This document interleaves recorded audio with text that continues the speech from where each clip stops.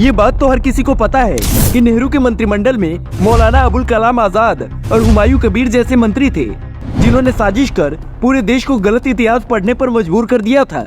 लेकिन आपको पता है, नेहरू की कैबिनेट के केसी नियोगी, जॉन मथाई, आर.के. शनमुखम चेट्टी जैसे नेता नेहरू कैबिनेट को छोड़कर चले गए थे। कुछ तो कमी रही होगी नेहरू में, जिसकी वजह से इन्होंने नेहरू का साथ छोड़ दिया होगा। यही नहीं, नेहरू के मंत्रिमंडल में श्यामा प्रसाद मुखर्जी और भीमराव अंबेडकर जैसे मंत्री भी थे, जिन्होंने बाद में इस्तीफा दे दिया था। श्यामा प्रसाद मुखर्जी ने क्यों दिया था इस्तीफा? साल 1947 में आजादी के बाद जब जवाहरलाल नेहरू देश के प्रधानमंत्री बने, तो स्वयं महात्मा गांधी एवं सरदार पटेल ने डॉक्टर मुखर्जी को मंत्रिपरिषद में शामिल करने की सिफारिश की, जिसकी वजह से नेहरू को मजबूरी में डॉक्टर मुखर्जी को मंत्री बनाना पड़ा।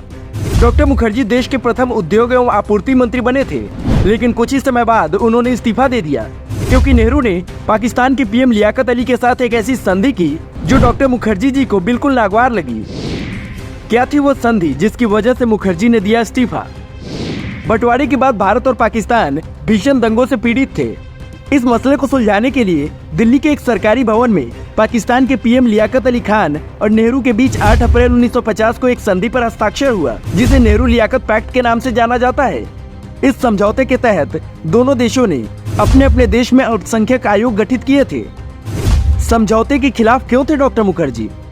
क्योंकि उनको पता था कि पाकिस्तान ने संधि में ये बोल तो दिया है कि अल्पसंख्यकों को उनका हक मिलेगा, लेकिन वो जानते थे कि ये बकवास है, उनको उनका हक कभी नहीं मिलने वाला। और उन्होंने अपने इस्तीफे में ये बात कही भी थी कि वक्त ही बताएगा। आज हम देख भी रहे हैं कि भारत में जो विशेष समुदाय है वो तो बढ़िया तरीके से फल फूल रहे हैं, लेकिन पाकिस्तान में हिंदुओं के ऊपर कितना अत्याचार हो रहा है उसकी कहानी भी पूरी दुनिया को पता है। तो श्यामा प्रसाद जी की सोच सच साबित हुई है। डॉक्टर मुखर्जी पहले से ही नेहरू विचारधारा वाली राजनीति, चाहे वो कश्मीर को लेकर हो, चाहे वो बंटवारे को लेकर हो, उससे असंतुष्ट थे।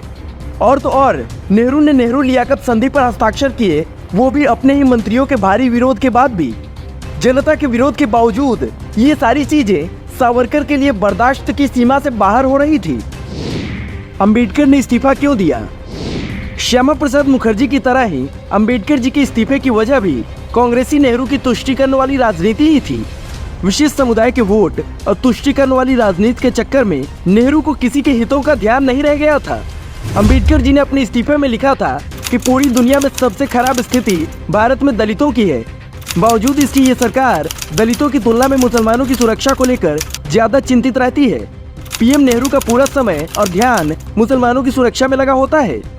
तो उनके इस्तीफे में लिखे इन बातों से एक बात तो साफ हो जाती है कि संविधान निर्माता अंबेडकर जी भी मानते थे कि नेहरू की सरकार तुष्टीकरण की राजनीति कर रही थी, जिसका परिणाम हमारे देश को आज भी भुगतना पड़ रहा है। श्यामा प्रसाद मुखर्जी और अंबेडकर जी की आंखें समय पर खुल गई और उन्होंने नेहरू की सच्चाई सबके सामने लाकर रख दी।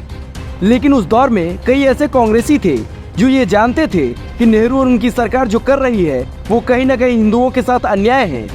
इसके बावजूद वो सत्ता के लालच में आंखें बंद किए रहे।